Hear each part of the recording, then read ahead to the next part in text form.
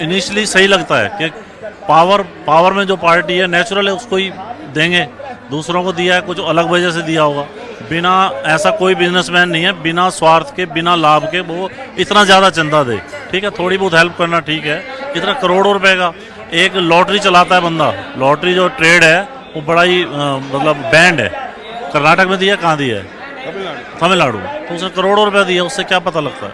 1300 crore future 1300 crore sir business में निकालना और देना, उनकी मंशा क्या हो सकती है? क्यों? लेकिन एक बात, उस लॉटरी वाली कंपनी जो नंबर 1 पे है फ्यूचर, उसके साथ ये भी है कि उसके खिलाफ जो सीबीआई ने इंक्वायरी इनिशिएट की थी वो 2011 में की थी जब मनमोहन सिंह की सरकार थी।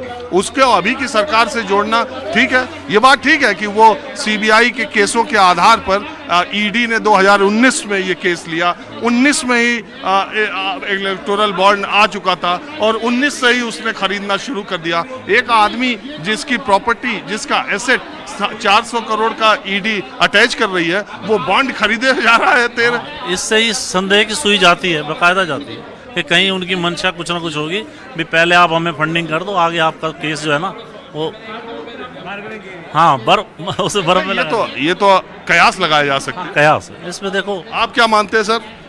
मैं ये मानता हूँ जी, इसके पीछे मंशा किसी की भी सही नहीं है। यदि उनको भी बराबर पैसा मिल रहा होता ना तो ये इशू ही नहीं उठता, क्योंकि अब उनको पैसा कम मिल रहा है इसीलिए ये इशू उठाया जा रहा है। अदरवाइज तो बीजेपी ने कम से कम एक नंबर में तो पैसा लेने की हिम्मत की थी कि भी एक नंबर में इलेक्टोरल बॉन्ड लाए कि भी एक नंबर में, पहले तो नगद होता था सारा, तो उसको कंपेयर करोगे तो ये ज़्यादा अच्छी स्थिति थी।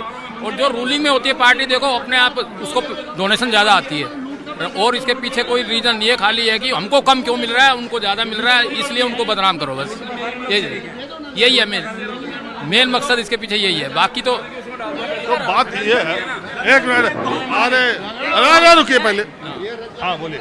मैं ये कह रहा हूँ कि सवाल इस पर नहीं उठ रहा है, सवाल इस पे उठ रहा है कि पहचान छुपाने के लिए और आप सारे डाटा सार्वजनिक करने के लिए, अगर सब कुछ इतना प्लेन था, इतना साफ सुथरा था, तो एसबीआई को प्रॉब्लम क्या थी जो वो 30 जून तक की डेट मांग रहा था? पहले ही दिन दे देता। लो, ये तो सबके सामने। इसके पीछे तो यही है कि इलेक्शन प्रभावित ना हो, इसलिए इलेक्शन के बाद में देना चाहते थे, तो और कोई कारण नहीं है इसके पीछे कि कोई ऐसा। अगर कोई गड़बड़ी नहीं थी तो इलेक्शन क्या प्रभावित था? अच्छा, ये एक बात बताइए, ये 23 महीने बाद ये सरकार ने 2 रुपया डीजल पेट्रोल कम किया, इसका क्या कहानी?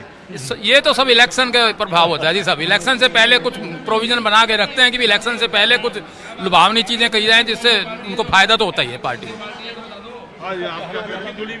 मैं कह रहा हूँ चंदा दो धंधा लो। जो सुदामा की पोटली थी ना, उस पोटली की गहनता से जांच होनी चाहिए और एक राष्ट्रीय कोष बनाना चाहिए और वो पैसा उसमें जाना चाहिए, बस। तो इंतजाम तो प्राइम मिनिस्टर रिलीफ फंड का है ही। वो भी लूट है ना, उसमें जो भी क्या है आप सब जानते हो। ऐसा जी सब आप भी कुछ बोलना चाहेंगे? रंजन जी, जब ये बॉन्ड अगर नहीं बचता तो वो जो नहीं पॉलिटिकल पार्टी बन जाती तो वो बॉन्ड कहाँ चला जाता है? प्राइम मिनिस्टर केयर फंड में। मेरा ये कहना है जब ये इनलीगल हो गया या जो पैसा बचा है खर्च नहीं हुआ है उसको एक राष्ट्रीय कोष बना करके और राजनीतिक पार्टियों के लिए आने वाले भविष्य के चुनाव के लिए इसको रिजर्व कर लेना चाहिए सरकार को। एक बात चाहिए कि अब कोई पॉलिटिकल पार्टी खर्चा नहीं करेगी, सबका खर्चा यहीं से होगा। अब जरा कुछ और लोगों से बात करता हूँ। जिस दिन सुप्रीम कोर्ट ने एसबीआई से इलेक्टोरल बॉन्ड को चुनाव आयोग को देने को कहा था, उसी दिन शाम को मोदी सरकार ने सीएए कानून का नोटिफिकेशन जारी कर दिया। विपक्षी दल कहने लगे कि यह जनता का ध्यान हटाने के लिए है। जब इलेक्टोरल बॉन्ड की जानकारी सामने आई उसी समय 2 चुनाव आयुक्तों की नियुक्ति हो गई। आज चुनाव आयुक्तों ने कार्यभार भी ग्रहण कर लिया और आज ऐसा बहुत याद नहीं पड़ता कि कल चुनाव की तारीखों की घोषणा होगी, इस बात की जानकारी आज दे दी गई। इसको भी कहा गया कि ये इलेक्टोरल बॉन्ड से ध्यान हटाने के लिए सरकार ने किया है।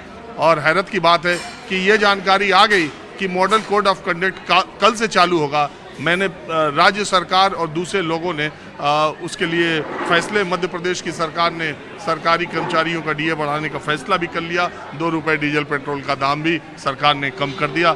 मैं इलेक्टोरल बॉन्ड पर जो विवाद है उसको लेके देश के आम लोग क्या सोचते हैं, कॉफ़ी हाउस में मैंने पहले ही आपको बताया कि ये मसला थोड़ा पेचीदा है, बहुत राह चलते लोगों से, आम लोगों को शायद इसके बारे में मालूम ना हो, लेकिन कॉफ़ी हाउस पे तो अड्डेबाज लोग बैठते हैं और इनको जानकारी भी ज़्यादा रहती है राजनीतिक मुद्दों की और दूसरे जगहों की, तो इन्हें सब कुछ पता रहता है। तो ये चेहरे वो हैं जो कई बार पहले भी आप देखे होंगे, लेकिन मसला ऐसा है कि आज की चर्चा के लिए मैं इन्हीं लोगों के पास आया।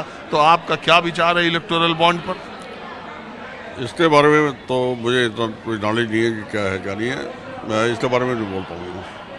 इलेक्टोरल बॉन्ड के बारे में मैं नहीं बता पाऊँगा। अरे आप तो हमारी उम्मीदों को धराशायी कर दिए। नहीं, धराशायी नहीं कर दिए, जिस चीज़ का नॉलेज में नहीं है तो उसको कैसे बता पाएंगे। कह रहे हैं लोग कि ये इलेक्टोरल बॉन्ड जो चंदा देने के लिए था वो भारतीय जनता पार्टी की स्कीम थी और उससे सबसे चंदा तो आज का नहीं है, चंदा तो 70 साल से चला आ रहा है और सभी पार्टियां दे रही हैं। सभी जो अपना कंपनीज जो हैं सभी पार्टियों को देते हैं और हर पार्टी लेती रही है, ये आज नया तो है नहीं।